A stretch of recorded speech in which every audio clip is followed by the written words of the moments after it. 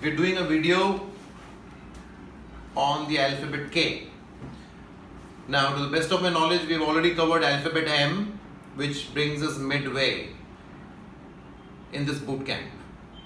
I had left out a couple of alphabets in between because I was very enthusiastic to get on to some other alphabets rather quickly. K for KON method. It's a, go to Google and look for a lady by the name Marie Kondo. She's a Japanese lady if I'm not mistaken, and she teaches people how to declutter your space, your home, and I'm sure she does this in the office space as well, and how she makes things systematic. Now this has a big role to play in the lives of lawyers because we deal with an enormous amount of documentation and paperwork. We deal with papers that are precious and we deal with papers that over time become redundant. We also deal with enormous amount of documentation that is superfluous and not necessary. A case in point being this particular desk of mine, and that's how it looks. That's how it is not supposed to look. You see this clip? I have no idea what this is doing here. And you see this Chai Time newspaper, I don't know who did this. And all in sundry, it's a mess. So it should not look like this. You're busy law firm, sir. Very, very busy law firm, yeah. So it should not look like this. It should look tidy. It should look clean. And you may wonder, what is there for a lady to teach about this? She is an internet sensation, and from her name, Marie Kondo, comes the word KON method of decluttering. The Japanese have a way of doing this very, very neatly and very methodically, very surgically. As you become a superstar lawyer, you will have to deal with books, documents, stationery, files, and God knows what else. The real danger of not decluttering is what is precious will get mixed with what is rubbish. Yes? So, I'm going to take a break here and I'll tell you what is the significance of this. I had a comment on one of my videos where somebody was asking me to talk about practical aspects of advocacy. I would like to ask that viewer to pay attention to the bootcamp alphabets because you can get to practical aspects of advocacy only if you have certain qualities of an advocate. It's like a young commissioned officer in Army, Navy, Air Force. They are not taught combat drills immediately. They go through a rigorous training regime lasting 4 years in the National Defence Academy. And I think another 1 year in the Indian Military Academy in Dehradun. And they are taught the usual things which I am teaching you.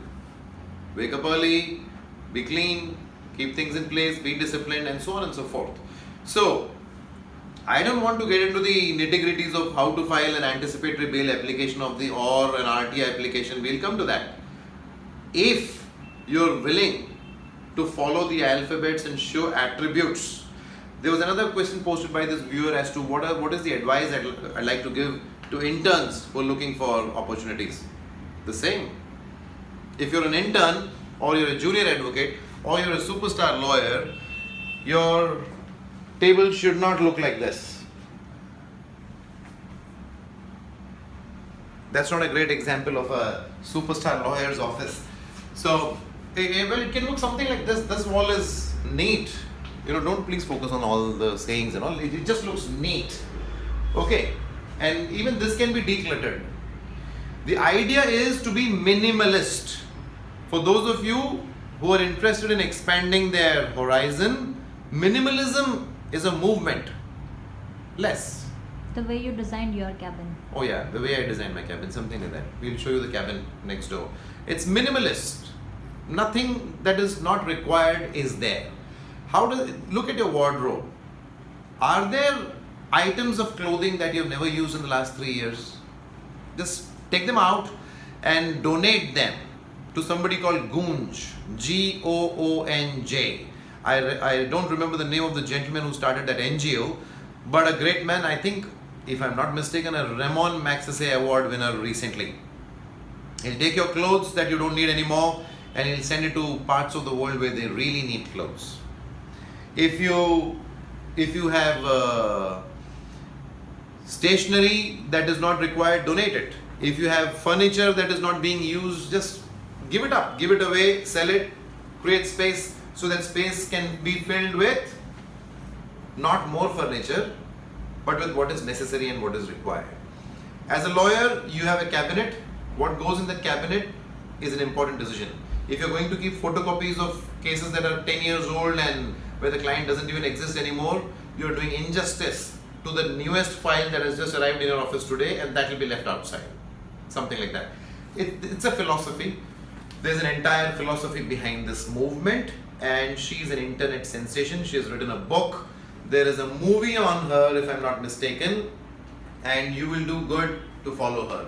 The KON Mary method, it is in sync with what I teach in boot camp. Less of things, everything in its place, a disciplined approach towards what you will acquire in life, and you can learn many other things from that video.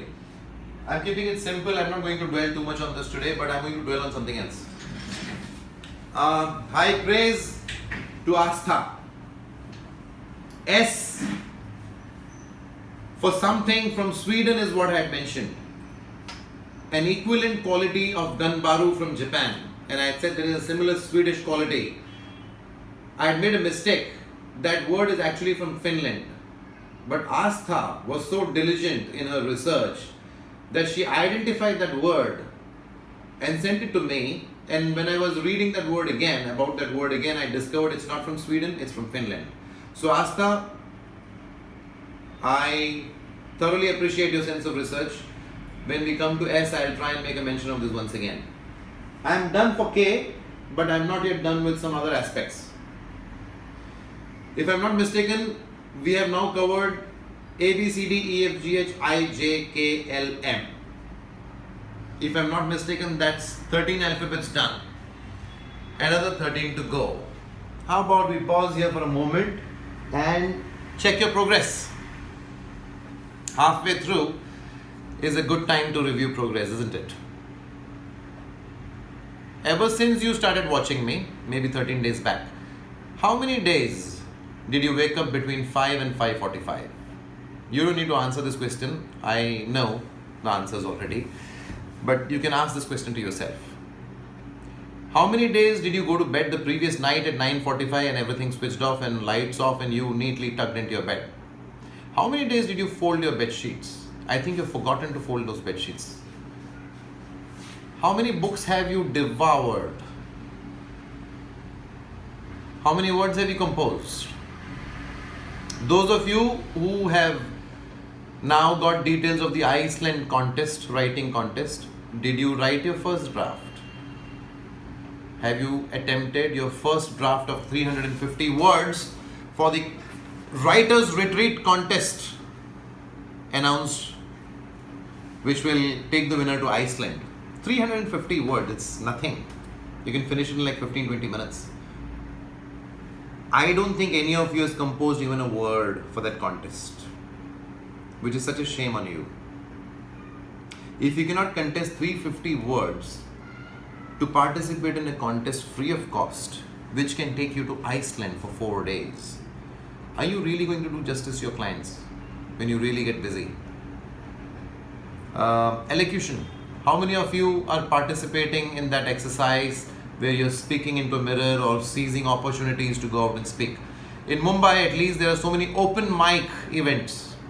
In cosmopolitan cities, there are open mic events where you can go and say what you want in terms of a poem or a short story, so on and so forth.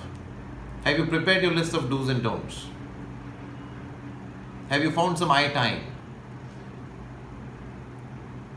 Have you, what is L for? Love and lust, which I did a video yesterday. Have you evaluated the position of your love interest in your life? M for money. The ladies who are watching this show, do you know how much is your net asset in terms of cash that you hold today in banks, in your wallet?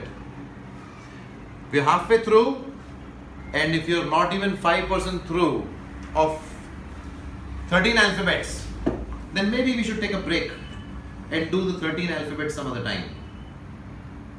What will you do by getting to N, O, P, Q, R, S, T, U, V, W, X, Y, Z. What will you do?